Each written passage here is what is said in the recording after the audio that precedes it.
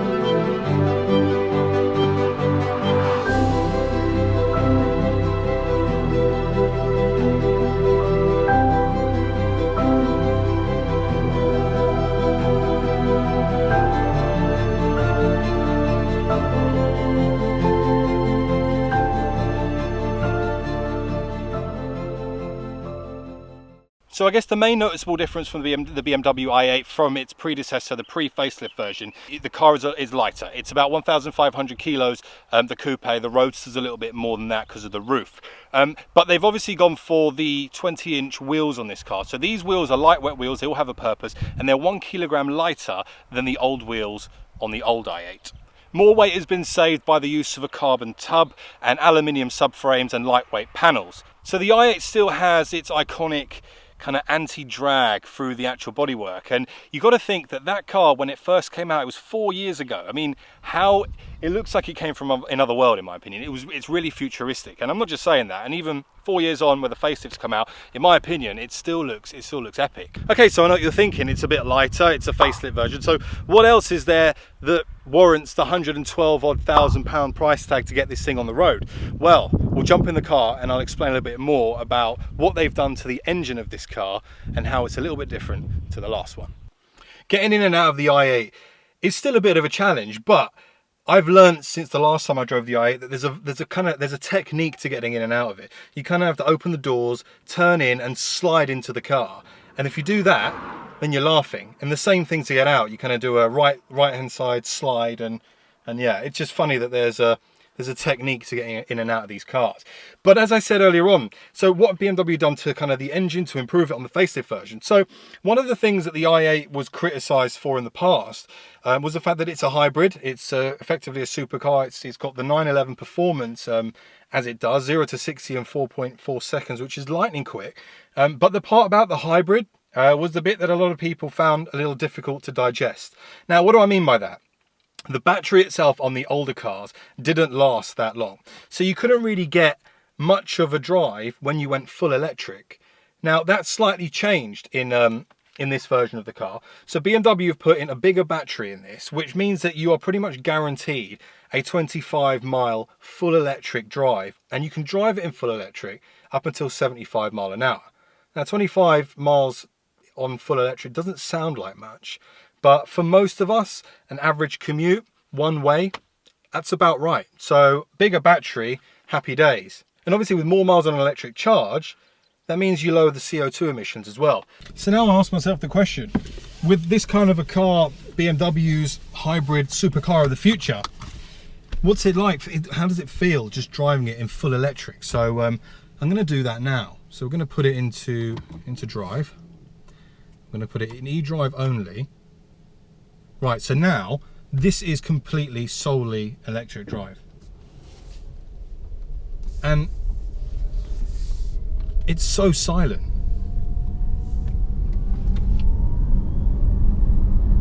It's great. Now, this is an all-wheel drive car. When I mean all-wheel drive, well, all-wheel drive is all-wheel drive, but you've got the 1.5 litre engine in the rear, which powers the rear wheels, and you've got the electric motor in the front. The rear engine gives you around about 230 horsepower, whilst the front It's around about 133, I believe. So that means when you couple them together, then you are effectively running a 360 horsepower car, which is fantastic. It's lighter weight, 1,500 odd kilos isn't really that heavy when you think about it in the grand scheme of things. Right now I'm driving it solely in electric mode, which means I'm saving fuel, I'm saving the environment, all the cows are happy out in the field next to me. But what also means is that I can snap it into sport now. Once I'm in sport, the engine turns itself on, and I'm using all of the power from the battery as well as the engine. And the thing is, with having a hybrid kind of motor, you get a lot of low-end torque. The torque on this car is fantastic. I believe it's around 450 Newton meters. And you get that so low as well, which is absolutely epic. I really, really enjoy that. And one of the things that I like about the i8 is that it has such a road presence. Now, just driving it down here, in the UK, I was getting a hell of a lot of looks with this car. But the moment I've got it onto the French roads, bar the roads we're on now because there's no one on them, but people just stop and stare. There were people taking photos of this as I came off the Eurotunnel, sorry. Now, the one thing that I do think is a little bit steep and hard to swallow is the price tag. To buy one new, it's about 112,000. I think it's upwards of 120 grand for the Roadster. Now I get, I understand there's a lot that goes into making these cars, and I understand that, it's the flagship supercar of BMW, but it's pretty steep.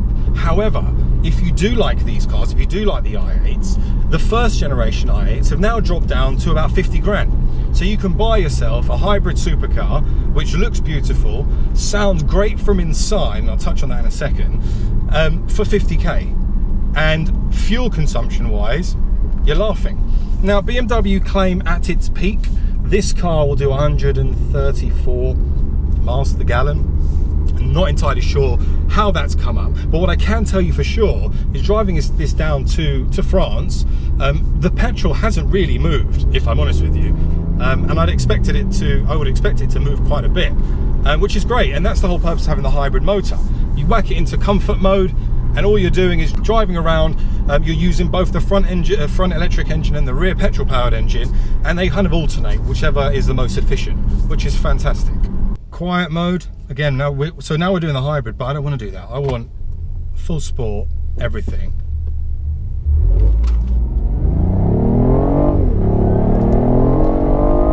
It's that low end pickup is brilliant.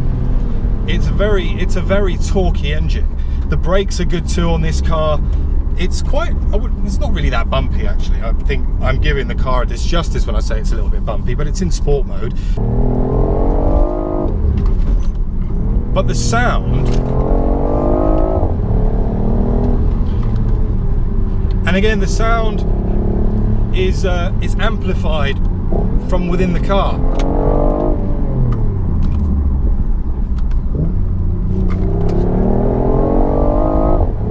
And you can hear it just sounds great.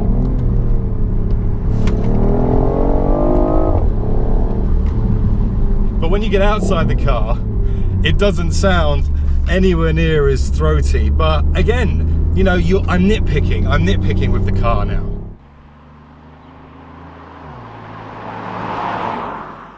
And I think when you take all of the things I've just mentioned into account, it packages itself up into not only what is a beautifully stunning car, but it's the future. I mean, let's not mess around. 2040 will come. As much as it hurts all of us petrol heads, 2040 will come, and it's going to be cars like this that are going to propel us into where we need to be with the hybrid supercars. Obviously, you've got other cars. You've got the LaFerraris, it's a hybrid supercar, P1 hybrid supercar, but this is a great car, and as I said earlier on, 50 grand gets you one of these second hand. So that's my quick and dirty review of the BMW i8, the new facelift 2018-19 version.